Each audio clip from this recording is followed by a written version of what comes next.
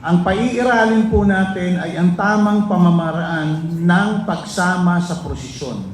Sisikapin ho natin paunahin ang ating imahe ng Jesus Nazareno at ang lahat ng deboto at mamamasan ay nasa likod.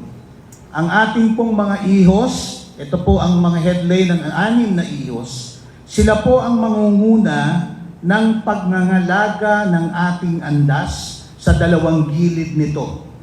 Meron po silang mga membro na ihos at the same time ay pulis na tutulong sa kanila para tiyaking walang makakasampa sa andas.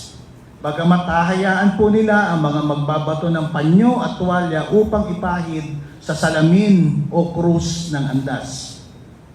Para naman po sa mga hawak ng lubid, meron ho tayong ilalagay na mga volunteer na police ihos para tiyaking ang lubid ay hindi nag-ootso, nagbubuhol o napuputol.